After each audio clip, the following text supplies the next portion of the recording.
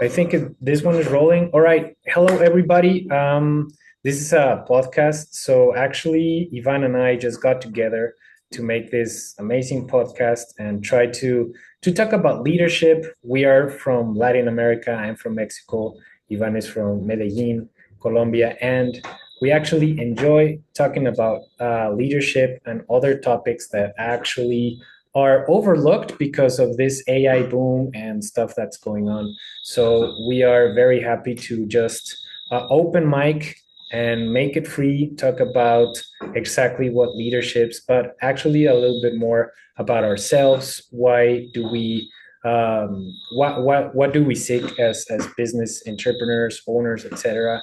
And also the importance of just basically our stories, right? Where is the value that we want to keep talking about?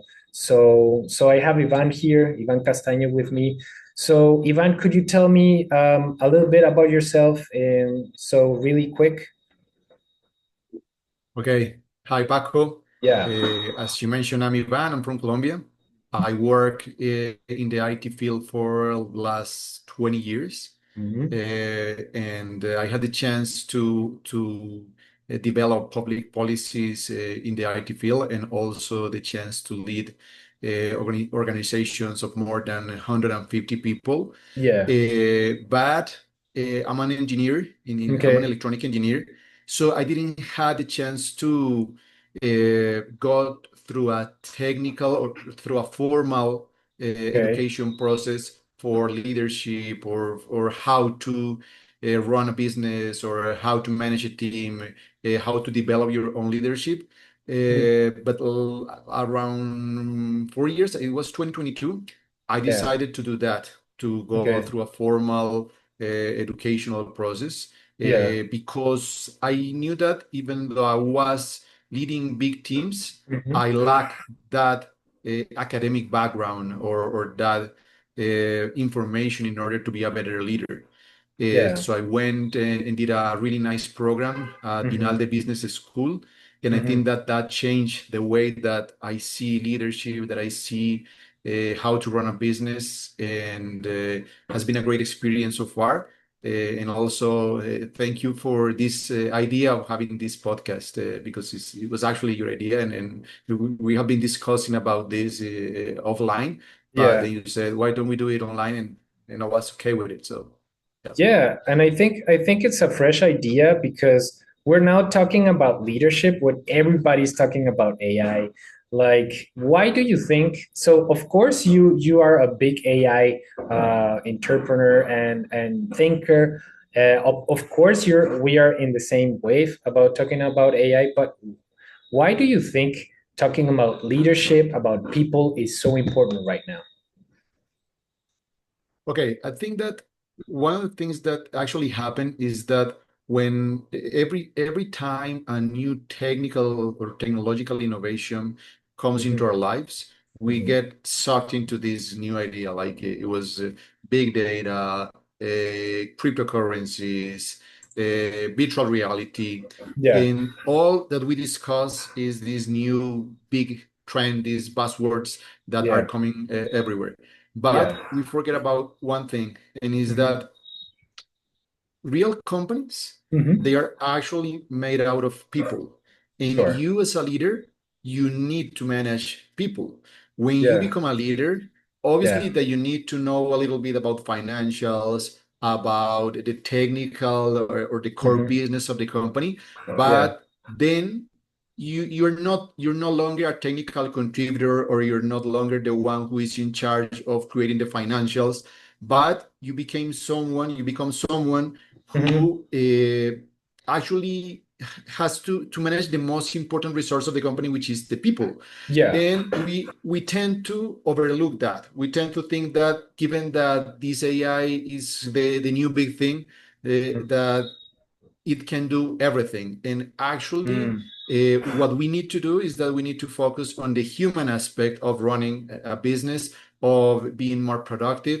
And sometimes those two things collide because the more time that we spend in the technical aspects, the Hmm. less time that we spend trying to know our coworkers, trying to know the people that work with us, and knowing the people that work with you is probably the most important thing for having a really high and success, a really high impact team, and Yeah. to achieve the goals that you actually set during at the beginning of the year. So I think that one of the things that is happening right now Mhm. is that people also tend to think Mhm. that a leadership role or a leadership process can also be automated with the use of AI. And obviously, it can the AI can give you some recommendations or can give you some tips, but at the Yeah. end, you have to put the hours, you have to put the work, and the Mhm. work that you need to do is to actually get to know your team and know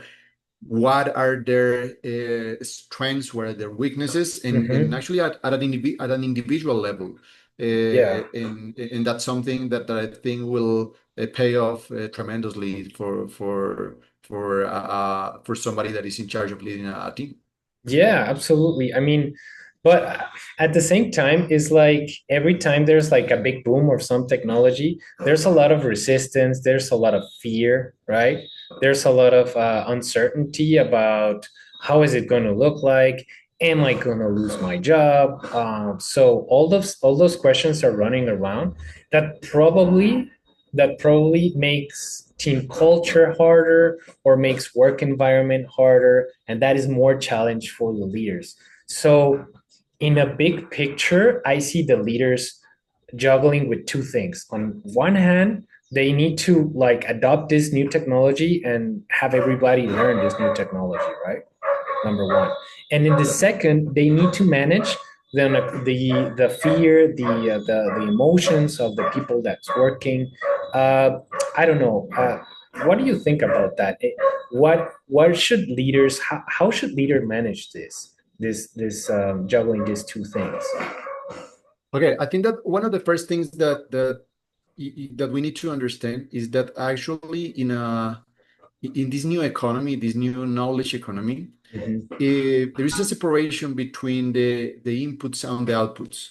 Gotcha. Like the what I see is that the main problem is that human talent or talent management, Hmm. it started out of the Industrial Revolution when Yeah. we introduced factories and we people went to the factories and we started controlling how the people do their job, Hmm. because what we want is to increase productivity.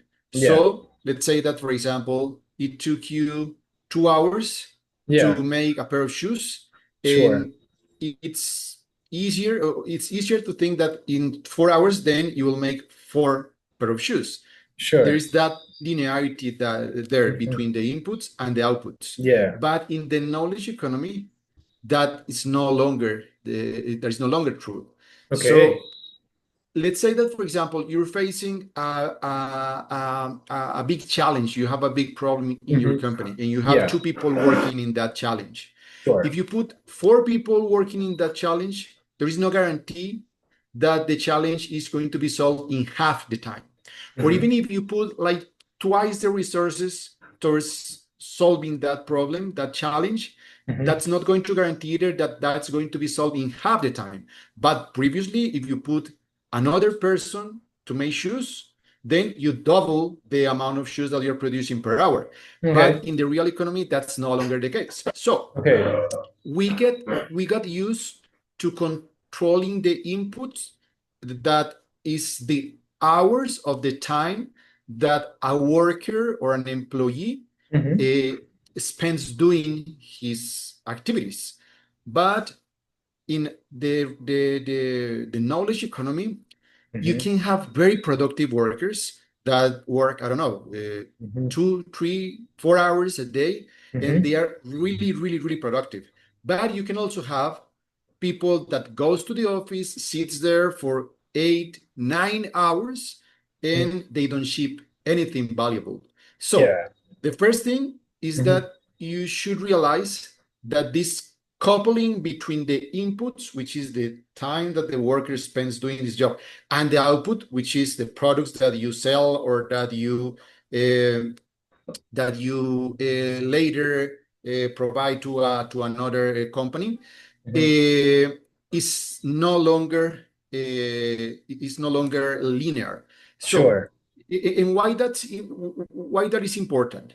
Because, as you mentioned, leaders are juggling between adopting these new technologies, Sure. but also Mhm. making sure that with the adoption of these new technologies, people feel comfortable and people feel safe in their environment. But Mhm. before doing that, they need to understand what kind of environment they are actually working in, which is Yeah. this new environment in which we don't have these exact linearities and this exact relationship between inputs and outputs. Okay. And that's the first fear that people have. And Okay. is that if I start using AI, then I'm going to be doing my job faster. And I'm going to Sure. be doing my job maybe with more precision because I'm going to be Mhm. checking what the AI is doing. I'm not just going to hand in whatever he says. Yeah. And I might think that if I used to make a report Mhm. that usually took me, I don't know, 8 hours, and Mhm. now the report, I'm making the report in 2 hours. Okay. Am I going to tell my boss that the report is ready? Or Okay. am I just going to sit down Yeah. and wait for a couple of hours? Like, I don't know, maybe, yes, he's going to notice that time is improving, but I'm not Yeah. going to tell him that I did it in 2 hours. I'm going to tell him that I did it in six. Mhm. Previously, it took me 8 hours. Now it takes me six. So he's seen an improvement, but I'm afraid that if I tell him that I did it in 2 hours, then Yeah. what's going to happen to my job? Exactly. But if we realize that this is the reality and that productivity, that as long as the company is profitable and as long as the things that you do actually add value to the company, Yeah. then you shouldn't be measured by the time it takes you to do the thing. You Sure. should be measured by the value that the thing actually adds to the company. It doesn't matter if Sure. it took you half an hour or 8 hours. Yeah. So I think that if leaders have an open discussion with their team members about these topics, and you can even like find a compromise. I don't know. For Mhm. example, you Yeah. have a developer. You have a developer, and you ask the developer to create a new feature, Mhm. and you expect the feature to take a week. Mhm. But he's a really good developer, and now with the use of AI, and he's really good at it, it takes him one day. If Yeah. you don't have this on stock with the developer, then Mhm. there's an incentive for the developer to say, okay, they expect me to ship this in 1 week. I already did Yeah. it. So I'm just going to wait until Friday and I'm just going to make a commit and make a pull request on Yeah. Friday. And I'm going to relax here at home. But if you have Sure. this honest discussion with your team, you might find a compromise on which the developer sends the product when it's finished, like Yeah. Monday afternoon, and Mhm. then you can tell him, okay, I need you to work on this new feature Tuesday and Wednesday, but you can take Thursday and Friday off. It's a compromise, and there is an incentive for a Yeah. developer to actually ship code faster, Mhm. but it's also an incentive, but there is also an incentive from the company towards the developer to take Thursday and Friday Yeah. off. Sure. Uh, so I think that that's why I started the Mhm. discussion Yeah. by laying the foundations of this new way of thinking about Yeah. being productive and uncouple that from the hours that you actually put into your work. Because Mhm. if you don't do that, then it's going to be very difficult to keep on juggling Yeah. with these two activities of asking people to adopt technology, but also making them a little bit afraid of what's going to happen with them once they adopt them. Sure. Sure. I mean, yeah. The thing is that probably as a worker, you want to also kind of take advantage of the time and and the minimal effort, because I think the root cause, and maybe I'll give this back to you as well, it's about the ownership of the business, right? So how do leaders incentivize? Because you got it. I think it's all a game of incentives sometimes when it comes to automatic leadership, if there's something like that, is to like yeah. So automatic leadership, um, giving a lot of incentives and management incentives, but the inside is like there's this culture that is not going well and it's going for a long time. It's about, if I pay you X amount of hours, you should show up X amount of hours, and that time based thing is not like promoting value delivery or fast products, stuff like that. So on one hand, you have the market that's expecting like a super fast product.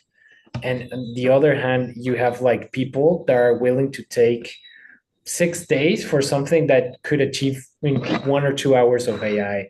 So, uh, is there the $1 million question is there a way for business owners to give this ownership to their employees, to give this ownership to the people? Do you think this is a culture thing, or what do you think about that type of leadership? And should it be? Is Yeah, that the way? I think that it also depends on one of the things that we have been discussing, Yeah, not today, but in previous sessions, yeah. is about adaptability, Okay, sure. and how leaders need to adapt. Hmm.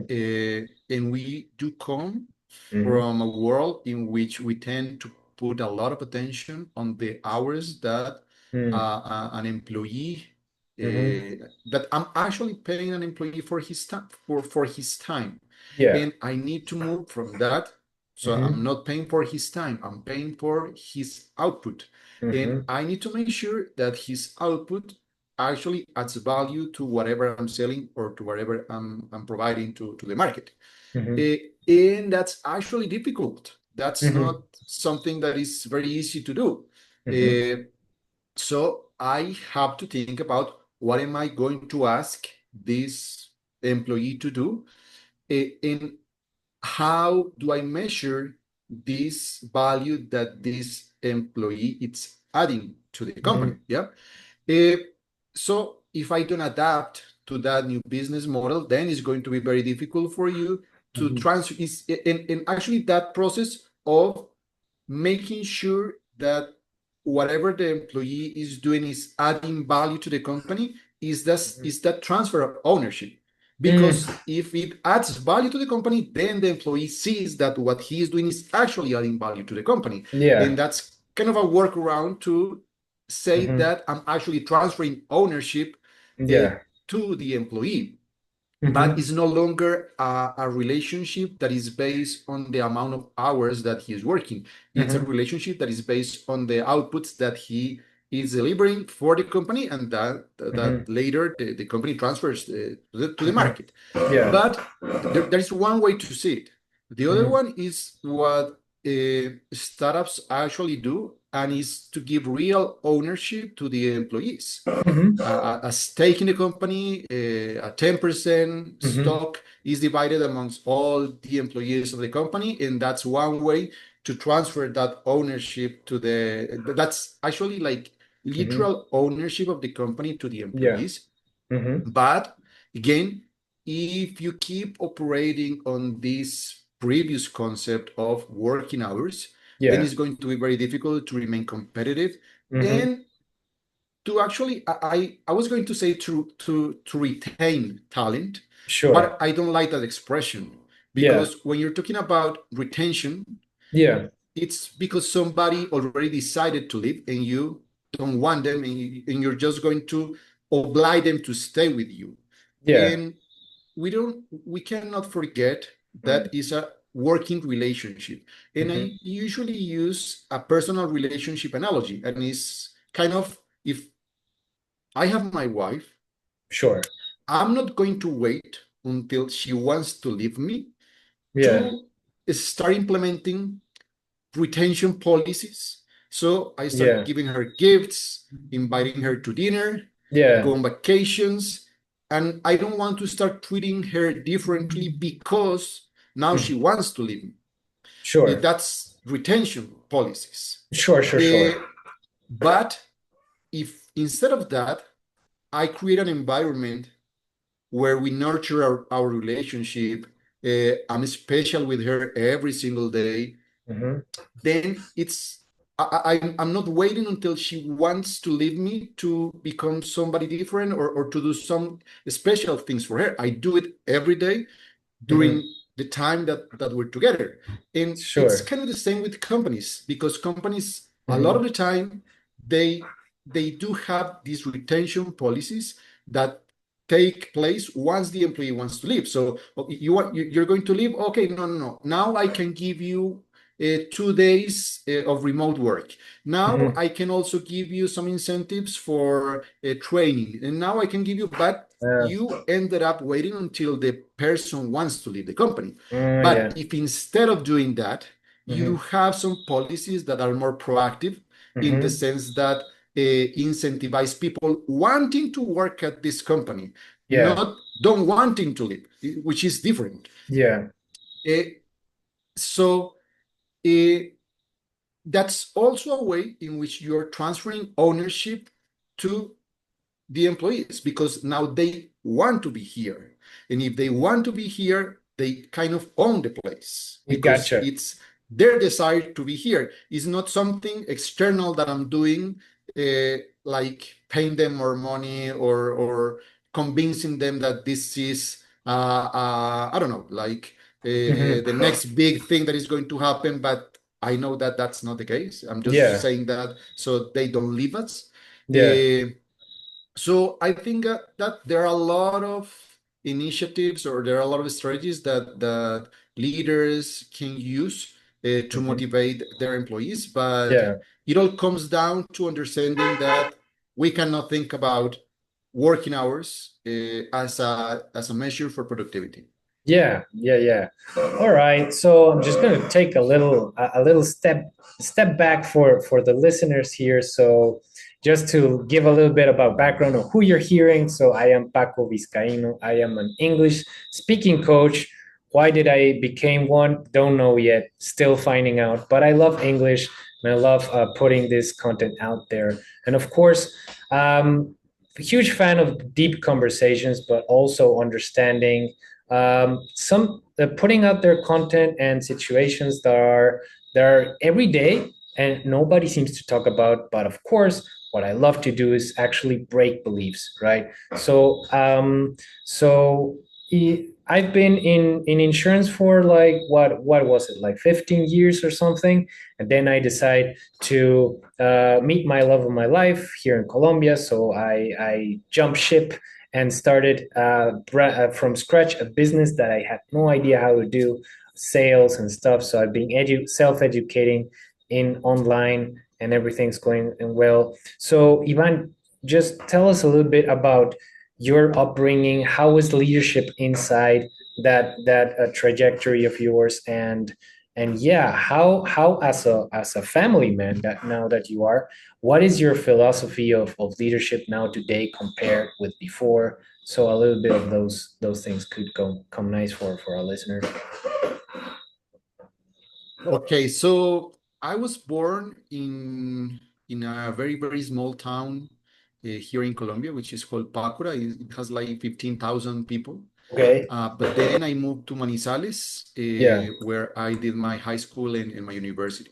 Okay, pretty But cool. I think that from a leadership perspective, um, I was very, very lucky to have two figures that complemented really well, which was my Okay. mom and my dad. Okay. My mom, she was a primary school teacher, Mm-hmm. and my dad, he was a carpenter. Oh. Um, so and I remember like having this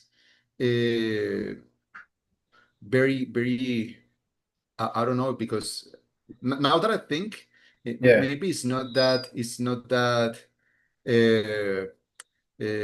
not a good picture, but it yeah. actually shaped the way that I think. Okay. And I remember that whenever they had like discussions Mm-hmm. as a couple, I actually my reaction was to leave home and to go to the public library in the town. Wow. So I became like a nerd. Mm-hmm. I really like to read, and I found math to be Yeah, like my companion. yeah. So I was one of the weird guys that was Mm-hmm. in the library doing some math, Mm-hmm. doing some algebra while everybody else was playing around or whatever. But that was kind of the the mechanism, the protection mechanism that I used as a child to not Yeah. to be involved in the discussions that my mom and my dad used to have. Okay. They were not that many, but given that they were not that many, whenever they Yeah. happened, it Yeah. was not a good place to be. So All right. I just left home and went to the library. Mm-hmm. So I also remember that my mom, she was very, very strict. Mm-hmm. And I also think that that kind of shaped the way that I am today. Because even though she was really strict, Mm-hmm. I think that the authority figure in my family was actually my dad. Mm-hmm. And why am I saying this? Because she had this kind of uh, ability to be very strict, but also be really like a loving person. She was Mm-hmm. really sweet, and you could feel actually how much love she had for you. Which is very difficult to do because they are like two opposites, but she Mm-hmm. managed really well to do that within one package. And I'm trying to imitate that with my kid. Mm-hmm. He's going to be 4 months in 2 days. Okay. Uh, and I think that that sticks with you for the rest of your life. But I think that from a management perspective, Mm-hmm. uh, one of the things that one of the leadership styles that has influenced me the most, Mm-hmm. it's a humanist leadership, which Mm-hmm. actually is kind of the opposite of what Elon Musk do. Okay. That he only sees numbers and he wants to treat people as machines, and Yeah. like you don't bring your personal shit to work. You just leave it at home, and I Yeah. don't care if your mom died yesterday Mm. and you have to work 28 hours a day. But I like to see people as what they are, as human beings. And Sure. also, one of the things that I also try to do is to lead by example, because Yeah. we never end up being kids. And you know that kids tend to repeat what they see. Yeah. And if you say to your coworkers that this company is going through hard times, and now we need to save cost, but they see Mhm. that every time you go to a meeting in some other cities, you fly business class, you stay in five-star hotels, you go to fancy dinners, then even though you're telling them that we need to cut costs, Yeah. then what you're telling them is yes, but you're the ones who need to cut costs so I Exactly. can keep on Yeah. flying business class and Sure, keep sure, on sure. uh, sleeping in five-star hotels. And Yeah. that creates like this chatter within the organization, that Yeah, everybody yeah, say like, yeah, look what he's doing. And that's not good for the organization. But if you lead by example, then it's very easy to have, it's not very easy, but it's easier to have a team that is aligned with the purpose of the organization, that sees that what you actually say is what you do. hmm And that's easier said than done. It's very Sure. difficult to be somebody that actually lives by its word, by his word. Yeah. Um, and I remember that I had one boss. It Yeah. was actually the first boss that I had when I entered public service, because I worked for hmm the public government in Colombia for about 7 years. All right. And this guy was kind of an inspiration in the way he led the team, and hmm and the way actually care about public resources and public policy.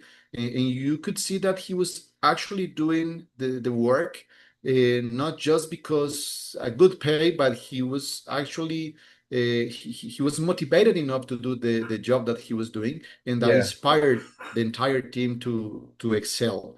Mhm. Um, and as I already mentioned, I realized that I needed to actually go through a formal training process, not a training, but academic program Yeah. for business leaders. So I also went and do that.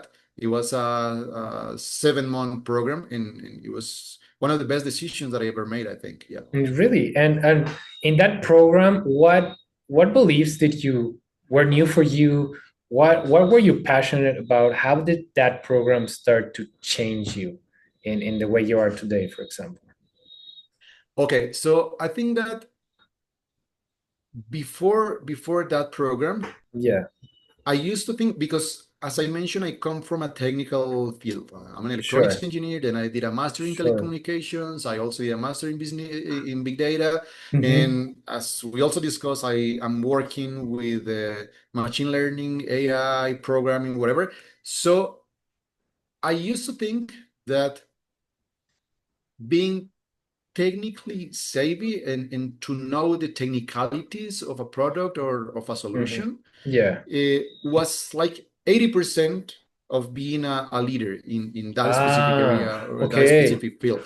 And Yeah, that was the reason why I wanted to excel at being like very technically yeah, advanced professional. sure. Uh, but when I started studying cases and meeting new people Hmm. and differentiating between a technical and a non-technical situation, Hmm. uh, now that I talk about it, I'm like, that's pretty obvious. Yeah. But when you are in your day to day, that's not Hmm. that obvious at all. And it's what is that when you're a leader, your Hmm. main job is to manage people, Sure.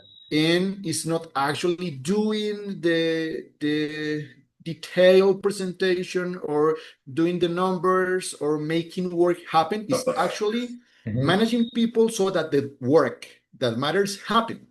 And for that, you need to know your team, know your Sure. coworkers, know what are their weaknesses, what are their strengths. So, for example, if you need to do something that is related with math, then you assign that job to somebody who is good at math. So Hmm. you have to know that this guy is good at math, is good Yeah. with numbers, is good with the financials. But if you have to do something that is related with programming, then you assign this to a guy that is good in programming. Yeah. Uh, and like changing that actually was kind of difficult for me because I was really shy. I'm still really Hmm. shy, but Yeah. I was one of those guys that is not like talking with a lot of people in the organization, and I realized how important the Hmm. small talk and the discussions that happen with your coworkers and the people that work in your organization, like Okay. the amazing things that happen once you allow that. But once you allow that, but you also pay attention to whatever is happening and what is Hmm. emerging from those conversations. So I think Sure. that that's one of the first things that changed, like the way that I approach leadership, Yeah. and is realizing that technical aspects is not 80% and like I was one of those guys that thought that if you're going to lead a pharmaceutical company, then you must be somebody that is really good at making pharmaceutical products. Or Mm. if you are going to lead an IT company, then you should be a developer. And Yeah. the analogy is, if you are an F1 driver, you Sure. need to know a little bit about mechanics, but you don't need to be the one who actually build the engine. There are some Mm. people that is specializing on building the engine. You must have some other characteristics and some other strengths to actually drive the F1 car. So I Yeah. think that's one of those things that actually changed the way that I approach leadership. And actually, the Yeah. second one, uh, in and I'm not going to be very long with this Yeah, second don't worry, part, don't worry. but it's related to the fact that it's understanding that if I am going to manage people, then I need to understand what motivates people. Yeah. And in this business school, at INALDE Business School, they taught us about the three motivations that people have, which is external, internal, and transcendent. We all have those three types of motivation. Okay, pretty It's cool. just that depending on our age and on the experiences that we have, they are like pretty much like distributed differently, but we all have external motivations. Like, what is an external motivation? The salary that I get paid, how big is my office, whether I have or not a really nice parking space, or I have a driver assigned by the company. All those are external motivations. Then the internal motivations are related to how big is the challenge that I'm going to solve. What role am I going to have? And that's why sometimes you see like these companies creating like I don't know, leader for every role. Like, you don't do anything else, but you are the leader of e-commerce. You are the leader of procurement in the company because I want to feel valued. That's why it's an internal motivation. I want to feel value, and the role, the title, it matters to me. And finally, the transcendent motivations, which is something that I aspire to, like climate change and poverty and hunger, or like something that actually is above my own beliefs. And as I mentioned, those change with the time of the day. If I woke up very happy and the last night I saw a movie about nature, then maybe today my transcendent motivation is higher because I want to contribute to climate change or whatever. But also with age, as we grow older, we like to maybe teach others. That's a transcendent motivation. I want to pass on my knowledge to somebody else. But when I'm starting my career, I don't want to share my knowledge with my coworker because maybe he's going to steal my job if I share with him what I already know. So those three types of motivation, they don't stay the same, but I need to actually one of them like dominates the other. And if I'm going to have somebody to run my sales department, then I want him to have very high external motivations. Because I want him to go out and sell, because the salary, the bonuses are very important for him. So I want to have somebody that is very external, that his motivations are more oriented towards the external motivations. So I need to understand for this specific role what kind of motivations and what kind of people do I need, because an organization is as good as its people and the position that I have them within my organization. So it's very difficult because a lot of the times what we do is that we just put somebody to do some specific work, but I don't take into account his motivations. And for example, if my sales guy is somebody who is more transcendently motivated, then I cannot say why you're not selling this past quarter, because he's just giving discounts to charities or whatever, because those are his motivations. Absolutely. So that's the second thing that actually has helped me a lot from this program. So there you go, everybody. I'm going to speak to the audience here at three types of incentives that actually work. And actually, I want to tap in with you something about you said of managing people. So for all the leaders, if you're leading like a company or a small team, or your leadership, you're leading like an event or something, the work that you have to do with the people is a discipline, right? So you actually get your hands on those hard conversations. I know they suck, right? So in your perspective, I want to ask, so I think that they don't have it in the agenda, right? They don't have the talk to my team in the agenda, manage people, hear them, understand them, and they should. Some leaders in big companies do, but maybe in small companies that are also like seeking profit all the time and looking for revenue and sales, they often forget about having a space to talk to their people. And if they have, they have a mess. They don't have a structured way to have a like a clean conversation, how to connect with the people. Those are more like I've seen sometimes in corporations that they have like a system or they have a process how to talk to people, and actually they care about management survey and management performance. Actually, there's a lot of inside of the reputation of the leaders. So for all the leaders of the small companies that probably you don't have time for anything, but you should have time for your people, what advice would you give them on how to start having these conversations? And of course, remembering that some leaders avoid these conversations. They're uncomfortable. They don't have direct impact on revenue. They don't have.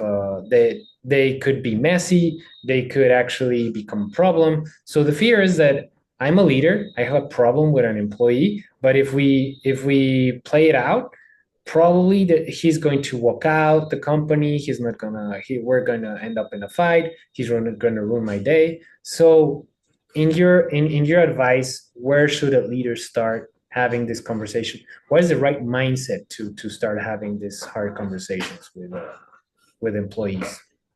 Okay, I think that and it's something that can start from an operational perspective, Hmm. and is having just I mean, set aside just 15 minutes, Sure.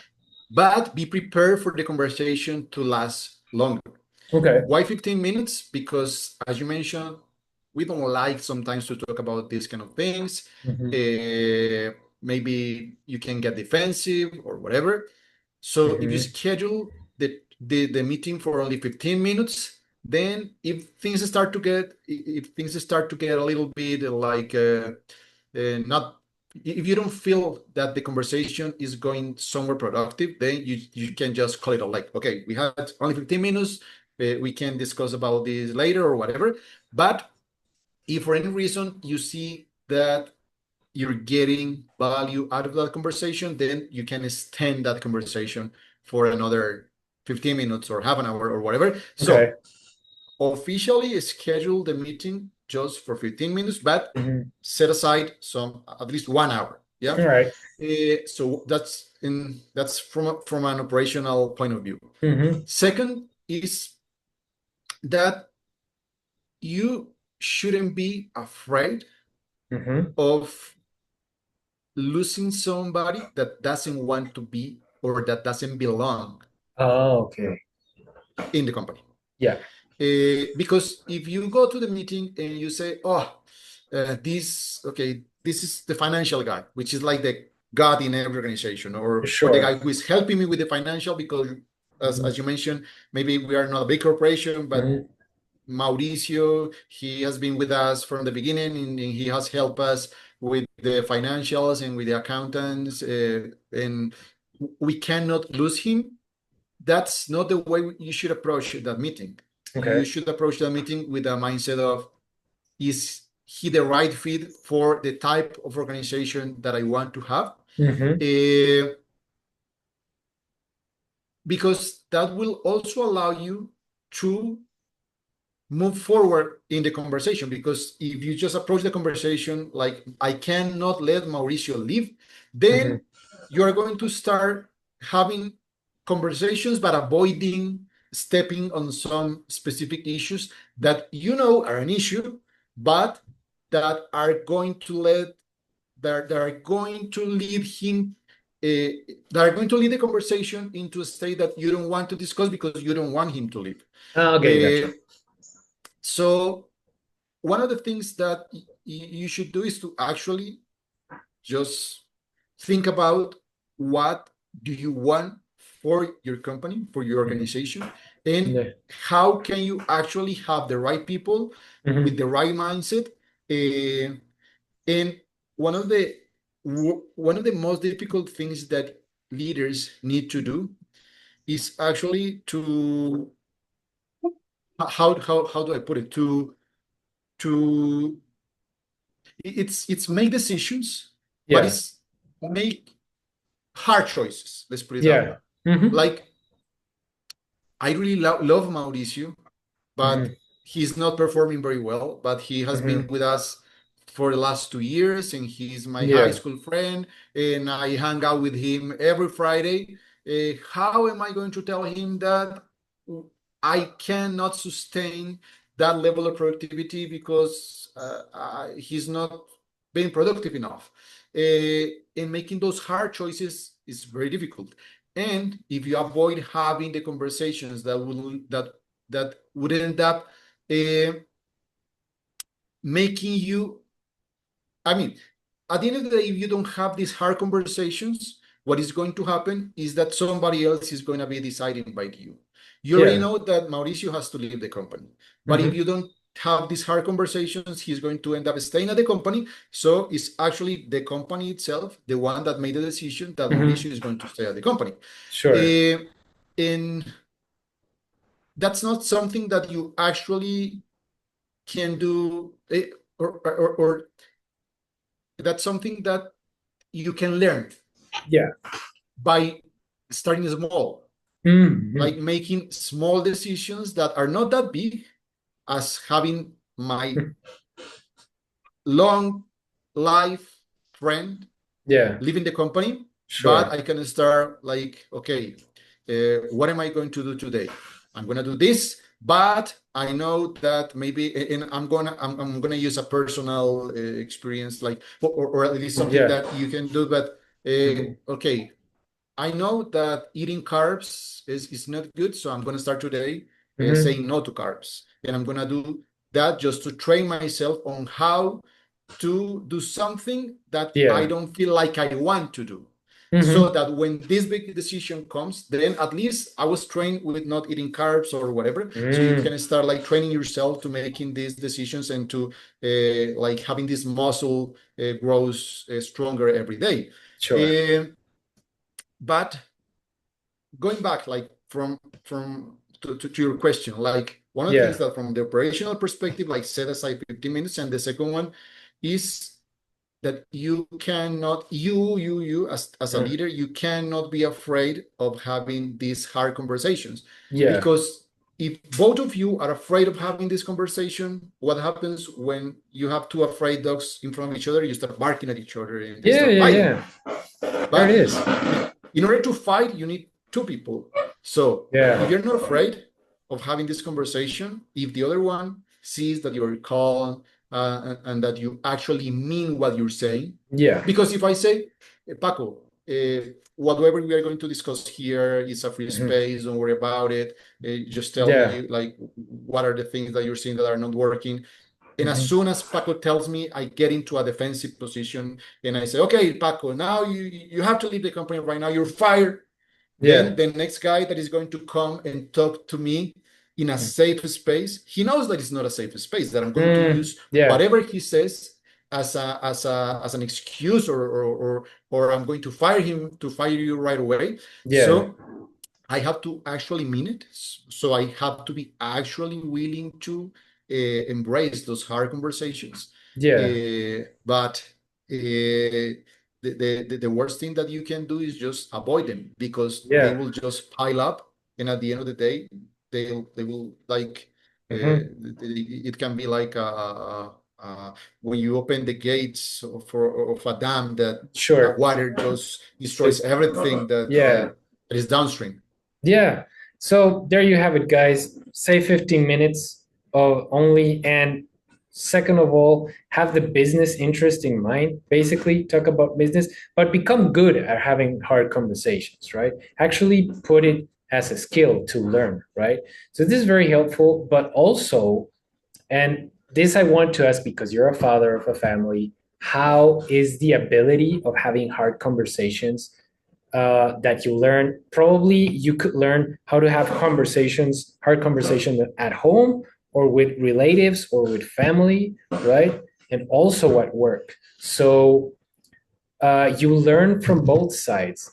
So as a father, how do you, because you're dealing with big issues, you also want to have those conversations with your significant other, with your partner, but you don't want to friction or damage or starts scattering that nice vibe, that good love that you have for each one another. So what is your kind of workaround there? How do you make sure to actually talk about it when the time is right?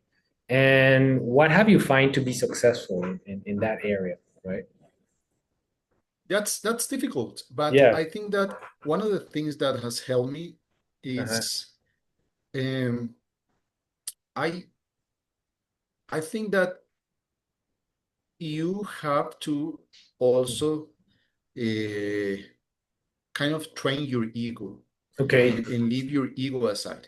And the Oof, first thing big one. is whenever you're having these sort of difficult conversations, you have to understand that the conversations are not actually about you. Okay. And when I'm saying about you, is that they're not about you as a human being, as a person. They Mhm. might be as you in a specific role, as Ivan the Okay. father, Ivan Okay. the boss, Ivan the IT guy. Mhm. It's the discussion is about the role that you are taking in that specific moment. Mhm. It's not about who you are. Uh-huh. Uh, because we tend to go defensive the moment that we feel criticized. Yeah. So if you, and that's why I was saying that it's about your ego, Mhm. because if you feel that you're being criticized, then your ego is going to jump and you're going into a defensive position. And Mhm. when you become defensive, then it's very difficult to move from that specific place. Sure. And how do you uh, tame your ego?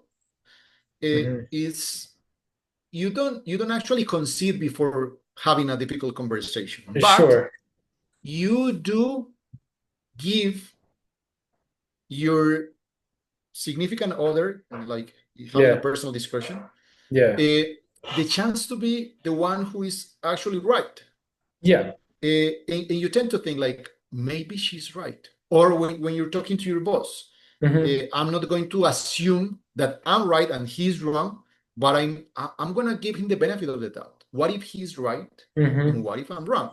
And that's one way to tame your ego because I'm giving chance, I'm giving room for the possibility for me to Okay. be wrong. And that's not something that your ego likes because your ego wants to be right every single time. Yeah. And that will change and that will actually make the discussion go a lot smoother. Mhm. You can actually find like middle ground compromises because you just go into your corner and you try to defend your point of view with all that you have. Mhm. It's going to be very difficult. Yeah. And that's something that kind of goes against the conventional wisdom that Yeah. you have to defend yourself and you have to make your argument really strong and Mhm. you have to be very persuasive. But Mhm.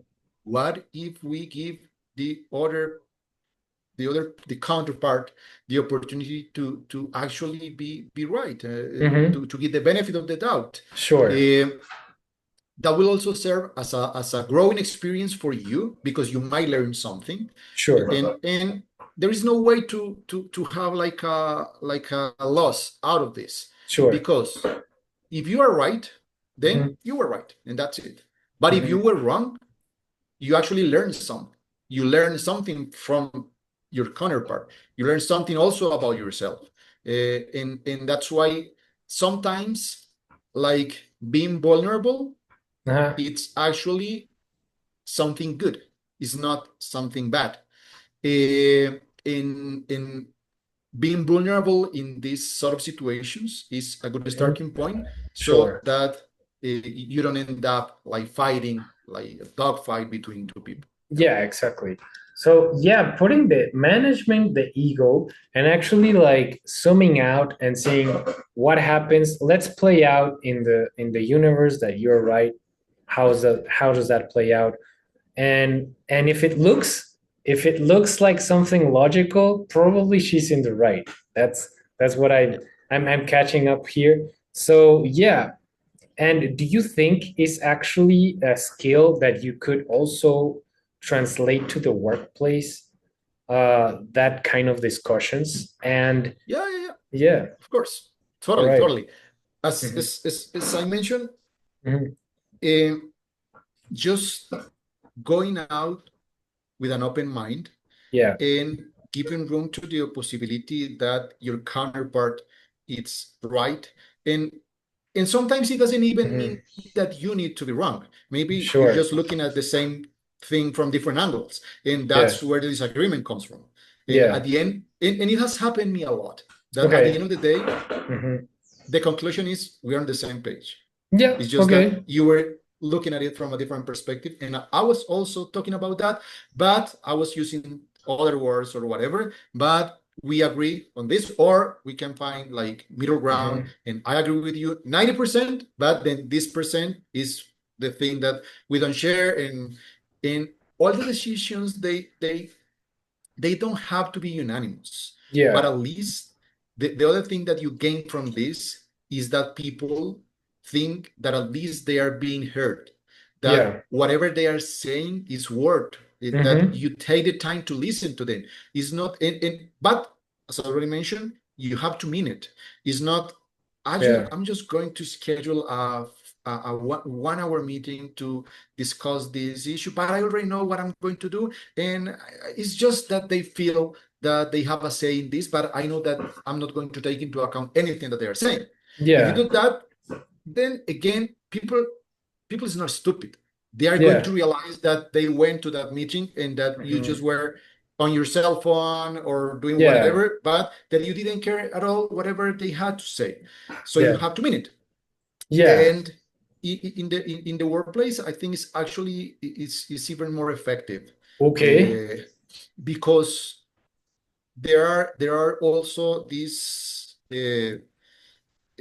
um, how do you put it, like Mhm. communication channels. Yeah. Because when Mhm. I'm having discussions with my wife, Yeah. then I'm not going to have the same type of discussions that I have with her with anybody else. It's only Yeah. with her, and that's it. Sure. But the type of discussions that I have with my coworkers, the type of discussions that I have with Marta, with Elisa, with Mauricio, Yeah. are the ones that I will have with Luis, with Paquita. Mhm. So they talk to each other and they say, Sure. okay, Ivan or Ivan is somebody that actually listens to us.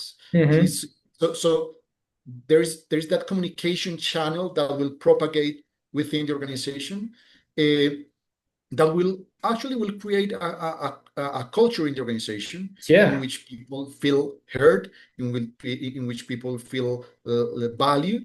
Mhm. But I think that the most important thing is step back and, as you said, Hmm. think, what if the other guy or the other girl is right? And Sure. one more thing, and Yeah. I'm gonna actually let them explain to me why Yeah. they right, Yeah. because I might be understanding something very different to what they Mm. actually meant in that email or that hallway conversation, a Sure. 5 minute conversation. And once they Yeah. explain to me, and that's why I'm telling you that a lot of the time there is the aha Hmm. moment, because, oh, okay, now I understand Hmm. that we are talking about the same thing. Hmm. But given that it was through an email or to a Telegram message or WhatsApp message, I was not getting the entire picture. But once I let them the chance, and once I give them the opportunity to explain, Yeah. uh, it's very different, because once you explain, it's explicit, and it's better to make decisions with explicit information than with implicit information. Yeah. And I think we are, I mean, podcasting the best ones are about belief breaking. And I think you just cracked the shell of one belief. And it's about, I'm going to rewind a little bit, something you said about being on the same page. So I think people the belief that is not working is that people are very binary in terms of we're on the same page 100%. If there's like one single little percentage point outside, then he's against me, blah blah blah. And this comes into play a lot in emotional relationships, probably with your significant other, more so than in the work environment, because there's more I don't know, there's other stakes, there are other interests in play. But this is very interesting where you said, okay, the reality is that people are not going to be 100% on your page with your point of view, and the obsession of people wanting other people to jump in their body and start seeing what they're seeing, it's crazy. And that is something not operational at all, right? So Mhm. Yeah. that is some break belief that we're having here. And so the alternative is, do you think as a leader is your job to propose a universe or a world where you could be on the same page with some differences and still work together? Or what is your approach to that belief Okay. as well? That's a good one Yeah. because I actually was like, I don't know, maybe if I think about Hmm. myself 5 years ago, Hmm. I think that that was my approach. And Yeah. I think that the other thing is that for some personal reasons, I was Mhm. actually in therapy for 2 years. Yeah. And that's where a lot of ego discussions came into place. Gotcha. And 5 years ago, I was a leader that thought that everybody has to do whatever I said, Hmm. and that I was actually, given my technical background and Okay. my past experience, like this is what we are going to do, and let's just move forward. Sure. Uh, but I came to realize that once you do that, you actually end up with a lot of blind spots.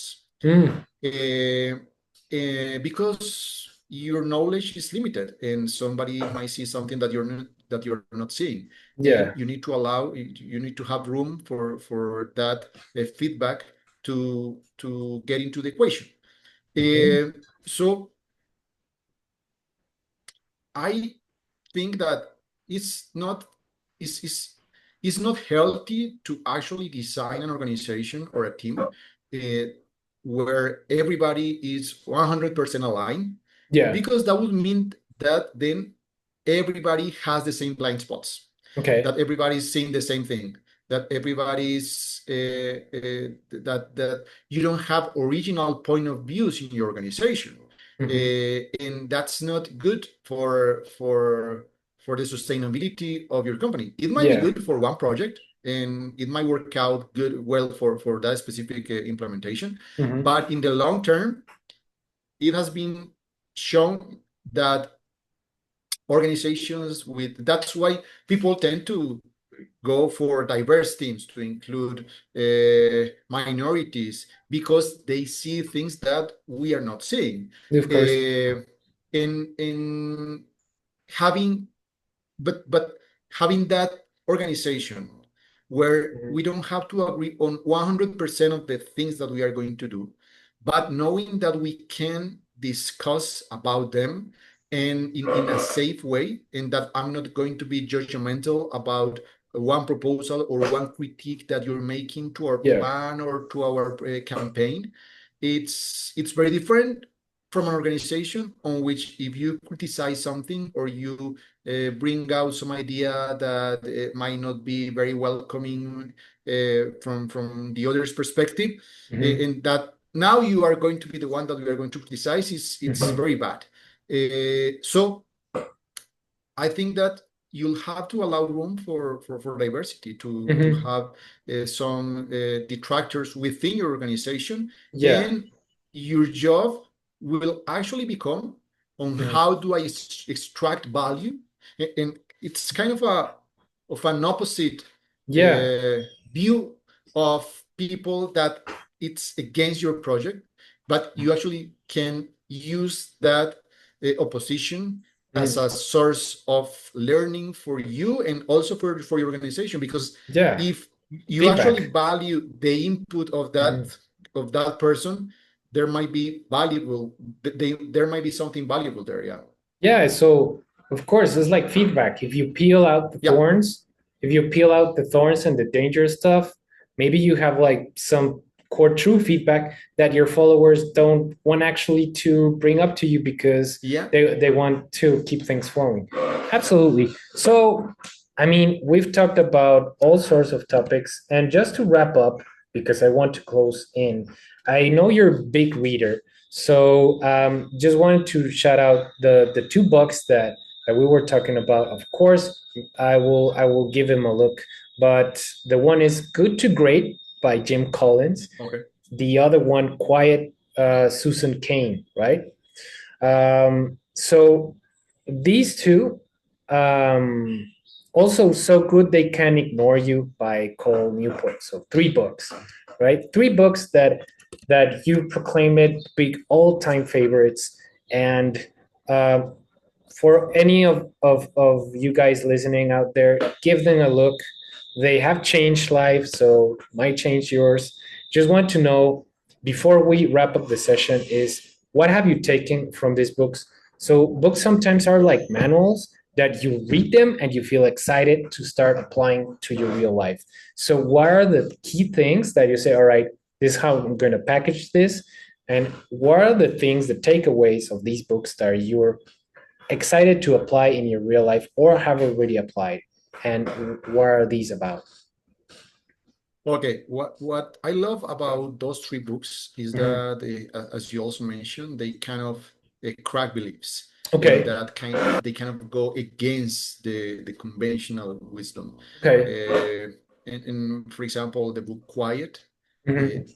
they actually, I mean, no, not they, she actually shows some Yeah. studies where quiet or shy or introvert leaders, Mhm. the companies that are led by introvert leaders Mhm. tend to perform better than the ones who are led by extroverts. Okay. And why is that? And there are multiple reasons, but one of the biggest reasons is Yeah. that extroverts tend, and I'm not generalizing, Yeah. I might be generalizing here, but Sure. extroverts tend to have a bigger ego. Okay. And given that they have a bigger ego, they Mhm. also tend to prioritize their agenda, Mm. and they use the organization in order to promote themselves, not the other way around.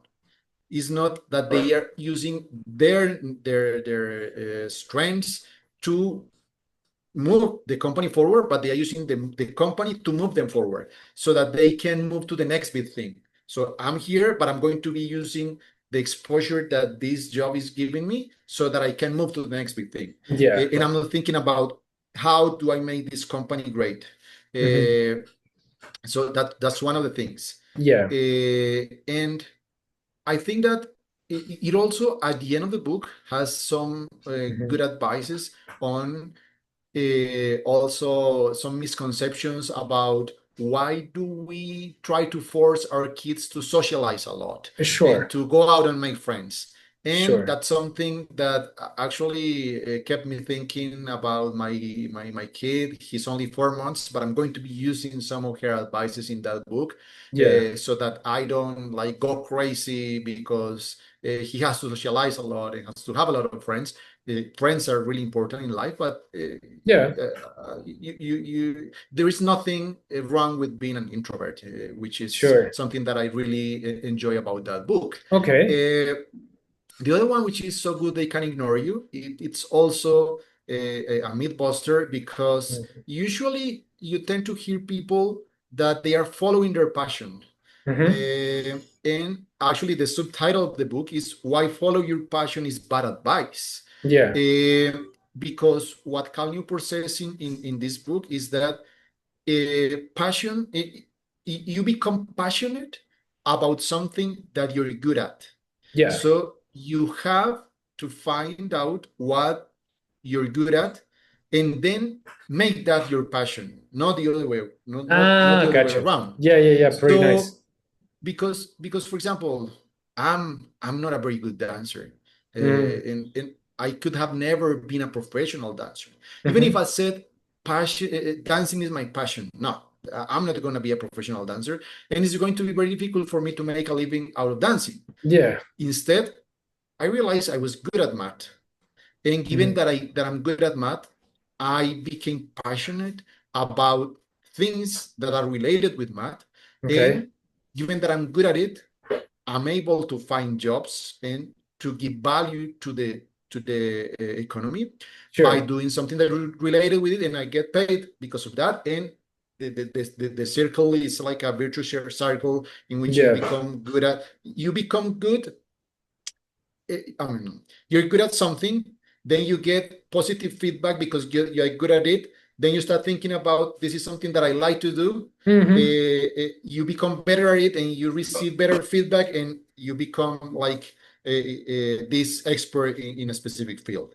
Sure. And finally, the book, Good to Great, Yeah. it's like a handbook on how to create uh, exceptional companies. Okay. And what I love about that book is that it puts a lot of attention on the Hmm. management part, but on the people management part. That Okay. all the things that we have been discussing today, uh, like one of the things that Jim Collins says is that you should have the most important asset in an organization. It's not the people, it's the right people.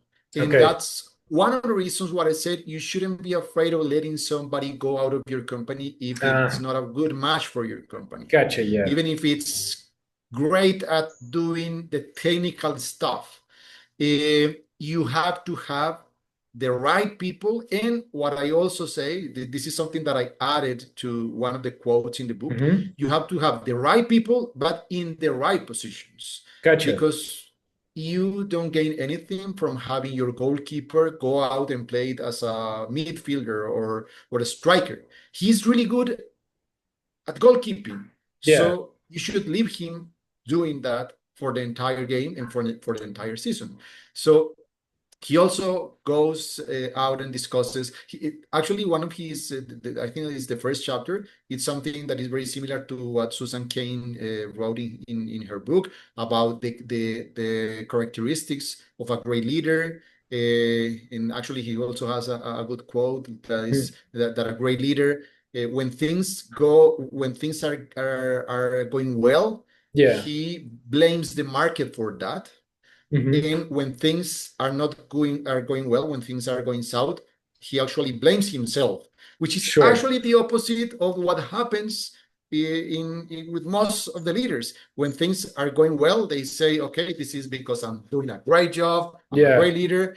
And whenever things are going south, no, that's because of the oil prices is going down, it's because the economy is not good, is not performing good enough for us. So it's kind Mm. of the opposite with the way that he frames how a good leader should behave. So Okay. those are three great books that I highly recommend, Yeah. and that have changed like the way I also approach and manage teams. All right. Perfect. So yeah. So be sure to check those out. Those are books that actually break beliefs. So we're all about breaking beliefs here in the podcast. And well, to be the first shot, I think this was a wonderful take. So we will share this as soon as possible. And so thank you, Ivan. I just want to thank you for getting being brave and shouting out everything we talk about. And of course, it's just being a pleasure of doing this series. Probably we could turn it into a comeback, but we will see throughout time what happens, and if we have new ideas, new points of view, or we would want to zoom in into the emotional side of leadership AI working. That could be something pretty cool as well. So I'm going to wrap up, everybody. So thank you all for coming, And yeah, see you next time. All right. See you later. I'm going to stop.